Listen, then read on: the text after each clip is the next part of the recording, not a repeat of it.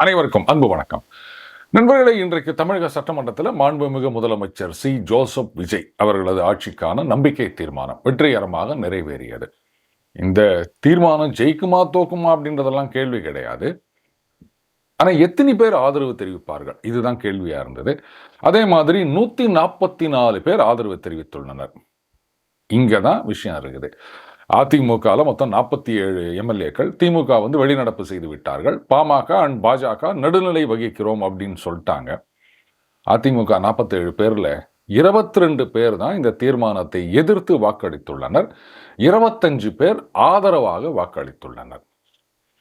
இப்போ கேள்வி வரலாம், இது ஏற்கனவே நிறைய பேசிட்டாங்க, குதிரை பேரம் நடந்துள்ளது அப்படின்னு. அதுக்கப்புறம் மந்திரி பதவிகள், வாரிய தலைவர் பதவிகள், இதுக்கெல்லாம் ஆசைப்பட்டு அவங்க ஆதரவு தெரிவிக்கப் போகின்றார்கள் அப்படின்னு எடப்பாடி பழனிசாமி அவர்களும் பேசியிருக்கின்றார். ஆனால் மாண்புமிகு முதலமைச்சர் என்ன சொல்றார்? இல்லை, இது குதிரை பேரம் கிடையாது, குதிரை வேகம் அப்படின்னு சொல்லியிருக்காரு. அங்கே குதிரை இருந்தாதான் அது பேரம் வேகம் அப்படின்றதெல்லாம் அப்ளை ஆகும். இது சரியா அப்படின்னா, முதல்ல இந்த கேள்வியை கேட்கறதுக்கு எந்த ஒரு அரசியல் கட்சிக்கும் இன்றைக்கு தகுதி இல்லை அப்படின்னு தான் நான் சொல்லுவேன். இருங்க, அவசரப்படாதீங்க, நான் சொல்லி முடிச்சிடுறேன். இன்றைக்கு தமிழகத்தில் இருக்கின்ற கிட்டத்தட்ட எல்லா கட்சிகளும் ஏதாவது ஒரு காலகட்டத்தில் இந்த மாதிரி எதிர்கட்சிகளை உடைத்து, இல்லை அங்கேருந்து எம்எல்ஏக்கள் இல்லை சுயேட்சைகள் இவங்களெல்லாம் நம்ம பக்கம் ஆதரவு திரட்டுவது அப்படின்றது பல முறை சரித்திரத்தில் நடந்திருக்கின்றது. நமக்கு பாதகமாக இருக்கும்போது அது குதிரை பேரம் அப்படின்னு சொல்வோம். நமக்கு சாதகமாக இருந்ததுன்னா, பாருங்க அவங்க கொள்கை சார்ந்து எங்களுக்கு ஆதரவு அளிக்கின்றனர் அப்படின்னு சொல்லிட்டு போயிடுவோம். இவ்வளவுதான். சரி சார், அப்ப என்ன இந்த மாதிரி விஷயங்களால் நீங்க ஆதரிக்கிறீங்களா அப்படின்னா, ஏங்க நான் சப்போர்ட் பண்றதும் பண்ணாதுமா இங்க இஷ்யூ. ஆனால் தாவேகா இனிமே நாங்கள்லாம் தூய சக்தி, ஒரு மாற்றத்தை கொண்டு வந்திருக்கின்றோம், நேர்மையான அரசியல் அப்படின்லாம் சொல்லக்கூடாது, சொல்ல முடியாது. எல்லா அரசியல் கட்சிகளை மாதிரி நீங்க ஒரு அரசியல் கட்சி. எப்படி அவங்கெல்லாம் அவியல் பண்ணாமல் அரசியல் பண்ணுறாங்களோ அதே மாதிரி நீங்களும் அவியல் பண்ணாமல் அரசியல் பண்ணுங்க, பண்ணிட்டு போங்க, தப்பு இல்லை. ஆனால் நீங்கள்லாம் தீய சக்தி, நாங்கள் மட்டும் தூய சக்தி அப்படின்லாம் தயவு செஞ்சு சொல்லாதீங்க. இன்னைக்கு ஆதரவு கொடுத்திருக்கின்றது அதிமுக.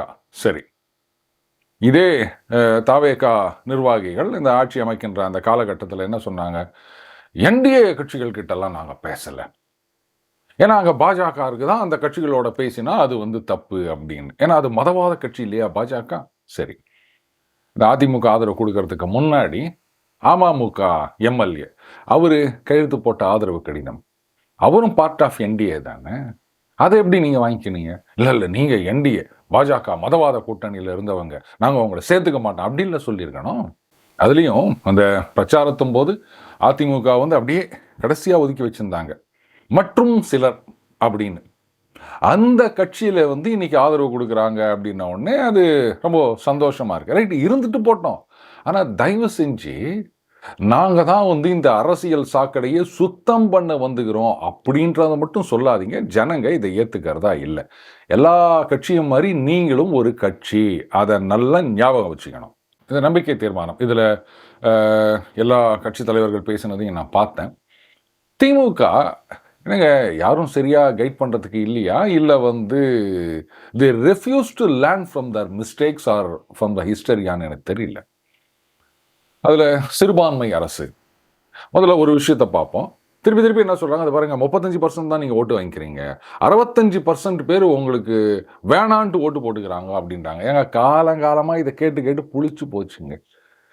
எந்த அரசாங்கம் 50%க்கு மேல ஓட்டு வாங்கி ஜெயிச்சு வருது அப்படின்னு சொல்லுங்க. 50%யே டச் பண்றதுன்றது ரேரஸ்ட் ஆஃப் ரேர் கேஸ்ல தான் இருக்குமே தவிர, எல்லாமே ஒரு 40, 45, 35 இப்படித்தான் பல மாநிலங்களையும் இருக்கின்றது. அப்படி பார்க்க போனா இன்னைக்கு திமுக ஆட்சிக்கு வரக்கூடாதுன்றதுக்காக இந்த மாதிரி ஒரு 65, 66% ஓட்டு போட்டுக்கிறாங்க அப்படி கூட சொல்லலாம்ல. அதிமுக ஆட்சிக்கு வரக்கூடாதுன்றதுக்காக இத்தனை % போட்டுக்கிறாங்க அப்படின்னு சொல்லலாம்ல. இப்படியே சொல்லிட்டே போக வேண்டியதுதான். இதுதான் நம்ம டெமோக்ரஸி டயலாக தான் எடுத்து விடணும். ஜெயிச்சவங்களுக்கு சீட்டு கணக்கு, தோத்தவங்களுக்கு ஓட்டு கணக்கு அப்படின்னு அப்படியே நடைமுறையில் ஃபாலோ பண்ணிட்டு இருக்காங்க. அடுத்தது இது சிறுபான்மை அரசு, பெரும்பான்மை அரசு அல்ல அப்படின்னு. இதுதான் அரசியலை ஃபாலோ பண்ணணும் அப்படின்றது அட்லீஸ்ட் முரசொலியாவது தினமும் படிக்கணும் அப்படின்னு. இதே மாதிரி குற்றச்சாட்டை தான் வந்து கலைஞர் அவர்கள் ஆட்சியில் இருக்கும்பொழுது மைனாரிட்டி கவர்மெண்ட்டாக இருந்தாங்க. காங்கிரஸ் தயவில் அவர் வந்து ஆட்சி நடத்தி கொண்டிருந்தார். அப்போ வந்து ஜெயலலிதா அவர்கள் என்ன பண்ணுவாங்க, மைனாரிட்டி கவர்மெண்ட் அப்படின்னும் போது கலைஞர் என்ன சொன்னார், ஆமாம் இது மைனாரிட்டிகளுக்கான கவர்மெண்ட் அப்படின்னாரு. அதுக்கப்புறம் அந்த வார்த்தை பிரயோகம் அப்படியே கொஞ்சம் கொஞ்சமாக மறந்து போயிடுச்சுன்னு வச்சுக்கோங்களேன். இன்னைக்கு நீங்கள் சிறுபான்மை அரசு அப்படின்னு சொல்லும்போது அதே மாதிரி அந்த இடத்துல சொல்கிறாங்க. என்ன அன்னைக்கு ஆங்கில வார்த்தை, இன்னைக்கு தமிழ் வார்த்தை, அவ்வளோதான் வித்தியாசம். ஆமாம் இது சிறுபான்மையினருக்கான அரசு அப்படின்ட்டாங்க. முடிஞ்சு போச்சு. ஏங்க ஏற்கனவே இதுக்கு ஒரு கவுண்டர் இருக்குது, அதுவும் கலைஞர் கொடுத்த கவுண்டர்னும் போது அதையே நீங்கள் எடுத்துகிட்டு வந்து பேசினீங்கன்னா இதெல்லாம் சரியா இருக்கா? யார் இவங்கெல்லாம் சொல்லி கொடுக்குறாங்க இல்லை எழுதி கொடுக்குறாங்கன்னு எனக்கு சுத்தமாக புரியல. ஸோ எதிர்கட்சி தலைவர் இந்த விஷயத்தில் சொதப்பிட்டார்னு தான் நான் சொல்லுவேன். மாண்புமிகு எதிர்கட்சி தலைவர் அதை சேர்த்துக்காங்க. அதில் இன்னொன்று சொன்னார். அதாவது இன்னைக்கு நீங்கள் வந்து அந்த பெரும்பான்மை 118 சேர்த்துருக்கீங்க அப்படின்னு சொன்னால் எங்களது கூட்டணியிலிருந்து எங்கள் தலைவர் முத்துவேல் கருணாநிதி ஸ்டாலின் அவர்கள் தலைமையில் போட்டி போட்ட கட்சிகள் அவங்க வந்து குடியரசுத் தலைவர் ஆட்சி வந்துடக்கூடாது அப்படின்றதுக்காக உங்களுக்கு ஆதரவு கொடுக்குறாங்க. அவங்க இன்னொன்று சொல்லியிருக்காங்க, அதை கவனிங்க, நாங்கள் இன்னும் திமுக கூட்டணியில் தான் இருக்கிறோம் அப்படின்னு சொல்லியிருக்காங்க. இதை வந்து குறிப்பிட்டு பேசினார். ஆனால் எனக்கு என்னவோ அவங்க வந்து கூட்டணியை விட்டு எப்போவோ போயிட்டதா தான் தெரியுதுங்க. உதாரணத்துக்கு இந்த ஜோசியர் நியமனம், ஜோசியர்னு சொல்லக்கூடாது, ஓஎஸ்டி நியமனம், ஆஃபீஸர் ஆன் ஸ்பெஷல் டியூட்டி. இவர் வந்து பெரும்பான்மையாக அவர் ஜோசியம் பார்க்குறவர் அப்படின்னு தான் அறியப்பட்டவர். அதனால தான் வந்து ஊடகங்கள்லாம் கூட இந்த மாதிரி வந்து அவருடைய ஜோசியரை வந்து ஓஎஸ்டியாக போட்டிருக்கார் அப்படின்லாம் சொல்லிட்டு இருந்தாங்க. இதற்கு வன்னி அரசு அவர்கள் கருத்து பார்த்தேன். அவர் வந்து இது கூடாது அப்படின்னு சொல்லியிருக்காரு. அவரும் விசிகால தான் இருக்காரு. ஆனால் அந்த கட்சியின் தலைவர் திருமா அவர்கள் ரொம்ப அழகாக ஒன்று சொன்னார் பாருங்க, ஆஹா அப்படியே ஆச்சரியப்பட்டு போயிட்டேன் நான். அவர் என்ன சொன்னார், இந்த மாதிரி அவர் கட்சியில் ஏதோ ஒரு பதவியில் இருக்கார், ஒரு நிர்வாகி, கட்சி உறுப்பினராகவும் இருக்கின்றார். அதனால் இந்த அரசியல் தொடர்பான விஷயங்கள் அதுக்காக வந்து இந்த மாதிரி ஓஎஸ்டி அப்படின்னு அப்பாயிண்ட் பண்ணியிருக்காங்க. இதில் எந்த தப்பும் இல்லையா? அவர் ஜோசியம் பார்க்கலாம், அது வேற. ஆனால் நீங்கள் வந்து அவர் கட்சி உறுப்பினர், நிர்வாகி, இப்படித்தான் பார்க்கணும். ஜோசியத்தின் மீது நம்பிக்கை இருக்கின்றது, இல்லை ஜோசியம் பார்க்குறாரு அப்படின்றதுனாலேயே வந்து மதவாத வெறுப்பு அரசியல் அப்படின்லாம் சொல்ல முடியாது. ஜோசியத்தில் நம்பிக்கை இருக்கவங்கெல்லாம் வந்து மதவாத அரசியல் பண்ணுவாங்கலாம் சொல்ல முடியாது. இப்போ புரியுதுங்களா? திமுக இதுக்கு இத்தனை வருஷமாக வந்து விசிகாவை பக்கத்துலேயே வச்சுக்கினாங்கன்னு. இல்லை நான் அப்படி சொல்லலைங்க. அதாவது இந்த மாதிரி வித்தியாசமான ஆங்கிளில் யோசித்து அந்த எதிரிகளின் அந்த அவதூறு பிரச்சாரத்தை தவிடுபடியாக்குன்றார் பாருங்க. அந்த திறமைக்கு சொன்னேன், நீங்கள் வேற எதுவும் நினச்சிக்காதீங்க. ஆனால் ஒரே கட்சியிலேயே வந்து 2 மாறுபட்ட கருத்துக்கள் இருக்குது. வன்னியரசு அவர்கள் ஒரு மாதிரி சொல்கிறாரு, இவர் ஒரு மாதிரி சொல்கிறாரு அப்படின்னும் போது சரி விடுங்க, இதுதான் கருத்து சுதந்திரம் அப்படின்னு எடுத்துக்க வேண்டியதுதான்.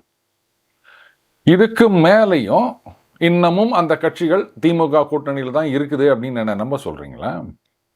ஏன்னா திமுக கூட்டணியில் இருக்கின்ற கட்சிகள், உதாரணத்துக்கு தேமுதிக எடுத்துக்கோங்களேன், ரொம்ப அழகாக சொன்னாங்க. உங்களுக்கு வந்து நீங்கள் வந்து நான் அரச குடும்பத்திலேருந்து வரவில்லை அப்படின்னு சொல்கிறீங்க, ஆனால் ராஜகுரு மாதிரி இவரை கொண்டாந்து நீங்கள் அப்பாயிண்ட் பண்ணி வச்சுக்கிறீங்க. வேணுன்னா பர்சனலாக பண்ணிட்டு போங்க, இப்படி அரசு பதவி கொடுக்கணுமா அப்படின்னு கேட்டாங்க.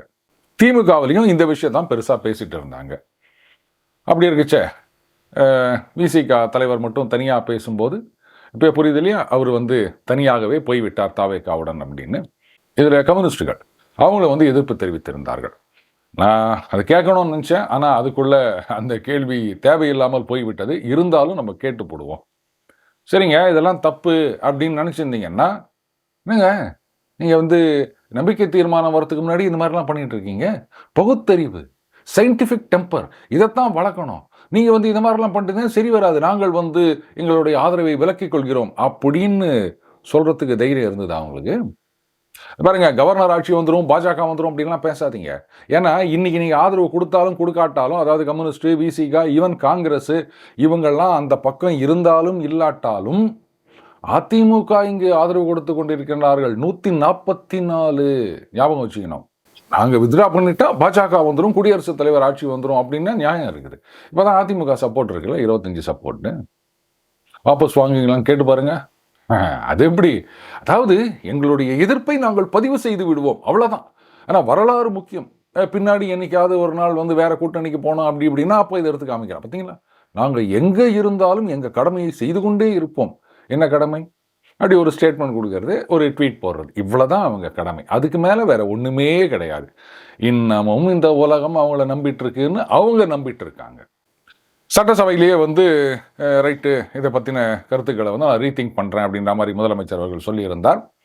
அதே மாதிரி அந்த ஓஎஸ்டி நியமனம் அது ரத்து செய்யப்பட்டு விட்டது அப்படின்ற மாதிரி ஒரு செய்தியும் வந்தது.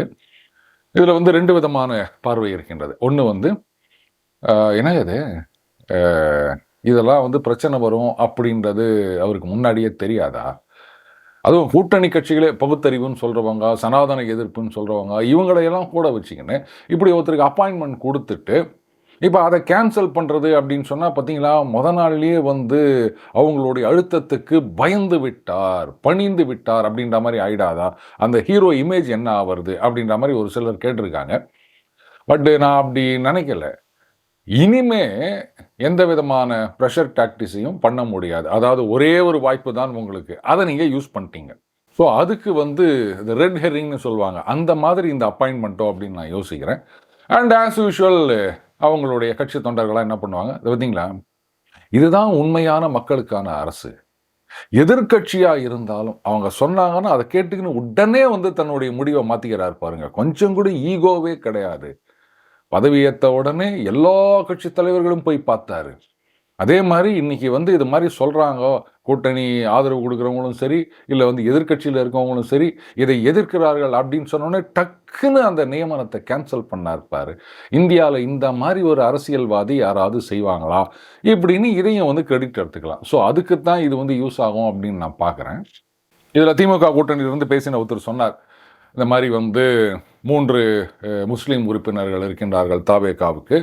ஆனால் அமைச்சரவையில் வந்து ஒரு முஸ்லீமுக்கு கூட மந்திரி பதவி கொடுக்கவில்லை. இதை வந்து கொடுக்க வேண்டும். காமராஜர் ஆட்சி காலத்தில் நடந்த ஒரு விஷயத்தையும் அவர் வந்து நினைவு கூர்ந்தார். கூடவே மதச்சார்பற்ற அரசு அப்படின்னு சொல்றாங்க. எப்படிங்க மதச்சார்பற்ற அப்படின்னு சொல்லிட்டு இந்த மதத்தை சார்ந்தவருக்கு மந்திரி பதவி கொடுக்க வேண்டும் அப்படின்றது எந்த விதமான மதச்சார்பற்ற தன்மைன்னு எனக்கு புரியல. மேபி அடுத்த எக்ஸ்பேன்ஷன் போது அவர் கேட்ட மாதிரியே 1-2 பதவிகளை கொடுத்து விட்டு, பார்த்தீங்களா, எதிர்கட்சிகள் கோரிக்கைக்கும் செவி சாய்க்கிறேன் அப்படின்னு கூட சொல்லிட்டு போகலாம். இதில் மாண்புமிகு எதிர்கட்சி தலைவர் உதயநிதி ஸ்டாலின் அவர்கள் இன்னொரு விஷயத்தையும் சுட்டி காட்டினார். இந்த மாதிரி வந்து அதிமுகவில் ஒரு குரூப் தலைவர் அவரை போய் பார்க்குறாரு. போகிறதுக்கு முன்னாடி சோஃபா போது புஷ்பா படம் மாதிரி அப்படின்னு சொன்னார். நான் அந்த புஷ்பா படம் பார்க்கல, அதனால் அந்த சோஃபாவுடைய சிக்னிஃபிகன்ஸ் என்ன அப்படின்னு எனக்கு தெரியல. ஆனால் இது மட்டும் பார்த்தேன் நான். அதாவது ஒரு குறிப்பிட்ட சில தலைவர்கள் வீட்டுக்கு வந்து முதலமைச்சர் அவர்கள் போகிறாரு அப்படின்னு சொன்னால் முதல்ல அந்த புது சோஃபா ஒன்று போயிடுது. எதுக்காக? அது என்ன படம்? நானே ராஜா நானே மந்திரியா, விஜயகாந்த் அவர்கள் நினைக்கிறேன். அந்த படத்தில் அப்படி தான், அவர் ஏதாவது ஒரு வீட்டுக்கு போகிறாருன்னா அந்த சேரை தூக்கினே கூட ஒருத்தர் போவாருங்க. இவர் போகிறதுக்கு முன்னாடி அவர் சேரை அங்கே போட்டுருவார். அதுக்கப்புறமா விஜயகாந்த் அவர்கள் போய் உட்காருவார் அப்படின்னு நினைக்கிறேன். அந்த மாதிரி ஏதாவது சோஃபாவா? என்ன சிக்னிஃபிகன்ஸ்? இதுக்காகவாது நான் புஷ்பா படத்தை பார்க்கணும்னு நினைக்கிறேன். எங்கே ஓடுது இது? ஆனால் என்னென்னவோ விசித்திரமாக நடக்குது. எல்லாமே சினிமா மாதிரி நடந்துட்டு இருந்தால் அப்புறம் போன ஆட்சிக்கும் இந்த ஆட்சிக்கும் ஒன்றும் பெரிய வித்தியாசம் இருக்க மாதிரி எனக்கு தெரியல. இதற்கிடையில் இந்த எக்ஸ் தளம், அதாங்க ட்விட்டர், இதில் வந்து சில போஸ்டெல்லாம் நீக்க வேண்டும், அந்த ஆக்சஸ் எல்லாம் தடை செய்ய வேண்டும் அப்படின்னு காவல்துறையிலிருந்து அந்த ட்விட்டர் நிர்வாகத்துக்கு, எக்ஸ் நிர்வாகத்துக்கு லெட்டர் போயிருக்கு. இதை எதிர்த்து வந்து கோர்ட்டுக்கு போயிருக்காங்க. அதற்கு வந்து ஸ்டே கொடுத்துருக்காங்க கோர்ட்டில். இந்த கருத்து சுதந்திரம் அப்படின்றது வந்து சிக்கி சின்ன பின்னமாயினுங்க. எந்த பக்கத்தில் இருக்கீங்க, யார் சொல்றீங்க, இதை வச்சு தான் கருத்து சுதந்திரமா இல்லை வந்து அவதூறா அப்படின்றது தீர்மானிக்கப்படுகின்றது. இப்போ வெஸ்ட் பெங்காலில் சுவேந்த அதிகாரி தலைமையில் அந்த பாஜக அரசு அவங்க என்ன பண்ணியிருக்காங்க, இதே மாதிரி தான் ஒருத்தரை வந்து அரெஸ்ட் பண்ணியிருக்காங்க. உடனே எல்லாம் பொங்கிட்டாங்க, ஐயோ பார்த்தீங்களா கருத்து சுதந்திரத்தின் குரல் வழியை நசுக்குகின்றார்கள் அப்படின்னு. இதில் பாஜக ஆதரவாளர்களே என்ன பண்ணுறாங்க, என்னங்க நீங்கள் வந்த உடனே நீங்களும் அவங்கள மாதிரியே ஆரம்பிச்சிட்டிங்களா, இதெல்லாம் தப்புங்க, அது மாதிரிலாம் பண்ணாதீங்க, கருத்து சுதந்திரங்க அப்படின்னு. ஏன்னா அவங்க ரொம்ப நடுநிலைமையாக இருக்காங்களாம். அதுக்கப்புறம் பவன் கேரா காங்கிரஸ் தலைவர், அவர் வந்து அஸ்ஸாமில் விசாரணைக்கு போயிருக்கார். சுப்ரீம் கோர்ட்டில் அவருக்கு ஆன்டிசிபேட்டரி பெயிலாக ஆமாம் கொடுத்துருக்காங்க. பட் விசாரணைக்கு ஒத்துழைக்க வேண்டும் அப்படின்னு சொல்லியிருக்காங்க. அவருடைய வக்கீல் பேசினதாக ஏஎன்ஐ செய்தி பார்த்தேன். அதில் வந்து அந்த ப்ரெஸ் கான்ஃபரன்ஸில் அவர் என்னென்ன பேசினாரோ அதற்கான தரவுகள் அதெல்லாம் எடுத்துக்கின்னு அவர் போயிருக்காரு. இட்ஸ் அ லாங் இன்வெஸ்டிகேஷன் அப்படின்னு சொல்லியிருக்காரு. இப்போ ஒரு சந்தேகம் வரலாம், என்ன சார் பாஜகவும் அதையே தான் பண்ணுது, அதுக்கு முன்னாடி திரிணாமுல் காங்கிரஸும் அதையே தான் பண்ணிட்டு இருந்தாங்க, இப்போ தாவேகா ஆட்சியில் நடந்தால் அது மட்டும் தப்பா அப்படின்னா, கருத்து சுதந்திரம்னா என்ன, அவதூறு பொய் பிரச்சாரம்னா என்ன அப்படின்றதுக்கு ஒரு தின் டிவைடிங் லைன் தான் இருக்குது. சிம்பிளாக சொல்லட்டா, இப்போ ஒருத்தர் என்ன என்னையே எடுத்துப்போமே, ரைட், நான் வந்து கையில் ஒரு பாட்டில் ஆர் 2 கையிலையும் 2 பாட்டில் இதை வச்சுக்கின்னு அப்படியே சரக்கு அடிச்சுட்டு டான்ஸ் ஆடுற மாதிரி ஒரு வீடியோ உங்கள் கையில் இருக்குன்னு வச்சுப்போம். அது ஒரு 10 வருஷத்துக்கு முன்னாடி இல்லை 20 வருஷத்துக்கு முன்னாடி எடுத்ததாக கூட இருந்துட்டு போட்டோம். இப்போ நீங்கள் என்ன பண்ணுறீங்க, என் மேலே ஒரு கடுப்பு, அதனால் இதை சோஷியல் மீடியாவில் போஸ்ட் பண்ணிவிட்டு, பத்தியா இந்த டெய்லி பஞ்சோட லட்சணம், இவன் சொல்கிறான் குடிக்காத சாராய கடையை மூடு அப்படின்னு சொல்லிட்டு, கட்சியில் இவனே 2 கையில் பாட்டில் வச்சுன்னு டான்ஸ் ஆடுறான் பாரு இப்படின்னு நீங்கள் போடுறீங்க அப்படின்னா, இப்போது நான் வந்து உடனே ஒரு புகார் கொடுக்கலாம். ஆர் எனது நண்பர்கள், பார்த்தீங்களா நாங்கள்லாம் வந்து அவர் ரொம்ப பெருமையாக நினச்சின்னுக்கிறோம், இந்த மாதிரி எப்போவோ எடுத்த வீடியோ, இப்போ இல்லைங்க, டெய்லி பஞ்ச் ஆரம்பித்த பிறகுலாம் இல்லைங்க, அதுக்கு முன்னாடி 10 வருஷத்துக்கு முன்னாடி எடுத்த வீடியோங்க, அதெல்லாம் இவங்க சோஷியல் மீடியாவில் சுத்த விட்டுனுக்கிறாங்க, அதனால் எங்களுக்கெல்லாம் மன உளைச்சல் ஆகிவிட்டது, அதனால் எதுவும் அசம்பாவிதம் நடந்து விடக்கூடாது, அதனால் இதை தடை செய்ய வேண்டும் அப்படின்னு நீங்கள் புகார் கொடுத்தீங்கன்னா இதை சரின்னு சொல்ல முடியுமா? ஒரு ஏஐ ஜெனரேட்டட் வீடியோ எடுத்து அதில் நான் டான்ஸ் ஆடுற மாதிரி பாட்டு பாடுற மாதிரி போட்டிருந்தீங்கன்னா அப்போ அது வந்து தப்பு. நடந்த விஷயம், அதில் எந்த விதமான மேனிப்புலேஷனும் கிடையாது, அதை நீங்கள் எடுத்து போடுறீங்க. பார்த்தீங்களா இவர் எப்படி இருந்திருக்கார், அதாவது நானே தான் அப்படின்னு நீங்கள் கேள்வி கேட்குறீங்க. இதில் என்ன தப்பு இருக்க முடியும்? இது வந்து கருத்து என்னன்னா, நான் 2 கையிலையும் பாட்டில் வச்சுன்னுக்கிறேன், ஆனால் குடிக்கக்கூடாது, டாஸ்மாக மூடுன்னு சொல்கிறேன், செய்யறது ஒன்று சொல்கிறது ஒன்றா இருக்கு பாரு அப்படின்னும் போது இது முழுக்க 100% கருத்து சுதந்திரத்துக்குள்ளே வரும். அதே என் மூஞ்ச மட்டும் வச்சு, இப்போ தான் நிறைய ஏஐ வந்துருச்சு இல்லையா, அதில் நீங்கள் வந்து இந்த மாதிரி டான்ஸ் ஆடுற மாதிரி, அதை அந்த சிந்து பைரவி தண்ணி தொட்டி தேடி வந்த, ஆமாம், அதில் சிவகுமார் மூஞ்சுக்கு பதிலாக என் மூஞ்சை நீங்கள் வந்து மாற்றி வச்சுட்டு இப்படி ஒரு வீடியோ பண்ணீங்கன்னு சொன்னால் அது பக்கா சைபர் கிரைம். இப்போ புரியுதுங்களா கருத்து சுதந்திரம்னா என்ன, பொய் பிரச்சாரம்னா என்ன அப்படின்னு. இப்போ பவன் கேரா பண்ணது முழுக்க பொய் பிரச்சாரம், ஃப்ராடு. எங்கெங்கேருந்தோ யாரோ எடுத்து கொடுத்துக்கிறாங்க.